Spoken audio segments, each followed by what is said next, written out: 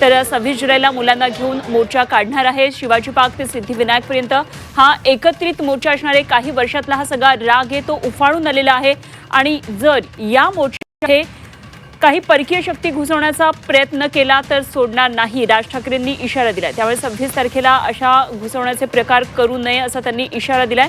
Police आणि सरकारनं आता आग आणखी भडकवू नये अशी वागणूक ठेवावी असंही राज ठाकरे यांनी म्हटलेलं आहे। तर शिवाजी पार्क ते सिद्धिविनायकपर्यंत एकत्रित हा मोर्चा असणार आहे।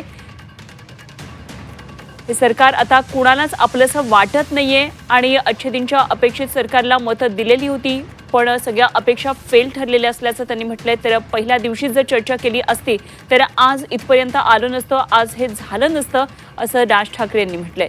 तर बाहेरून गुंड आणलेत, पाकिस्तानकडून भाजपनं गुंड आणलेत का असा प्रश्न पडतोय असंही ते म्हणाले। आम्ही 26 तारखेला आम्ही एक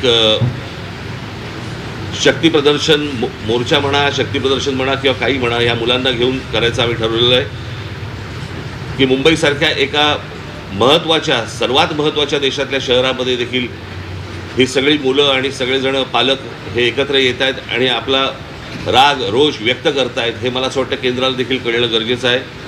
आणि त्याच्यासाठी म्हणून आम्ही येत्या 26 तारखेला रविवारी येत्या 26 तारखेला आम्ही हा मोर्चा आम्ही काढत आहोत। हा मोर्चा निघेल शिवाजी पार्क शिवतीर्थावरून हा निघेल आणि हा मोर्चा जाईल सिद्धिविनायकाच्या इकडे।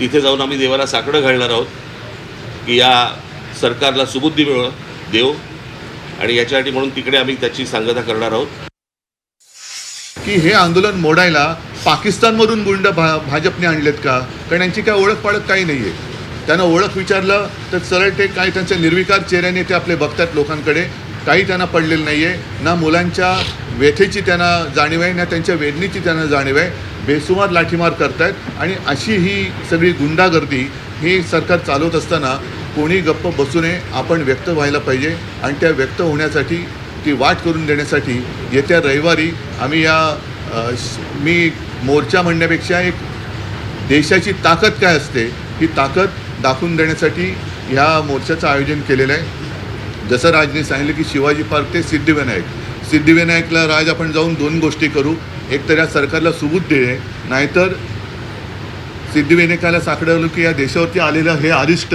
सरकारच्या रूपाने हे लवकरात लवकर दूर कर।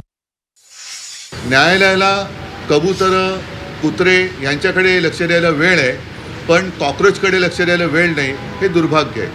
आणि देशाची परिस्थिती आता अशी झाली का आणि न्यायालयाची परिस्थितीसुद्धा अशी धृतराष्ट्रासारखी झाली का? म्हणजे द्रौपदीने धृतराष्ट्राकडे न्याय मागण्यासारखं झालेलं आहे आता। मधल्या काळामध्ये चंद्रचूड यांनी न्यायालयाच्या न्यायदेवतेच्या डोळ्यावरची पट्टी काढली होती, ती न्यायदेवतेने परत पट्टी बांधली आहे का आणि कशासाठी बांधलेली आहे? हे एकूणच जे चाललेलं आहे हे सरकार आता कोणाला आपलं वाटतं असं दिसत नाही आहे।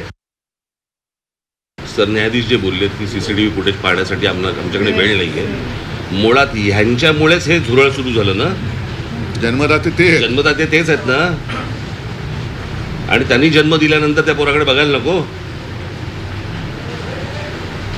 मी महाराष्ट्रामधले पोलीस ह्या सर्व आंदोलनकर्त्यांना चांगलं सहकार्य करत आहेत, काही त्रास देत नाही आहेत, काही गोष्टी झाल्यात।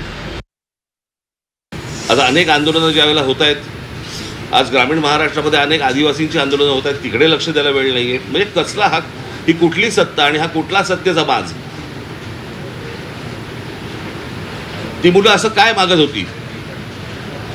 बरं, नीटची परीक्षा द्यायला किती कष्ट असतात, किती त्रास त्यांना असतो, हे त्या मुलांना विचारा एकदा। माझा एक जुना व्हिडिओ तुम्हाला आठवत असाल, आता मी कुठेतरी तो व्हायरल होताना दिसतोय की ज्यावेळेला मी पंतप्रधानांशी मी बोललो होतो नीटच्या परीक्षेबद्दलच, आणि मी त्यांना त्यावेळेला सांगितलं होतं आज शेतकरी आत्महत्या करतायत, उद्या हे विद्यार्थी आत्महत्या करतील, आणि तेच झालं। आज ही मुलं आत्महत्या करतायत आणि त्यांचा सगळा जो राग आहे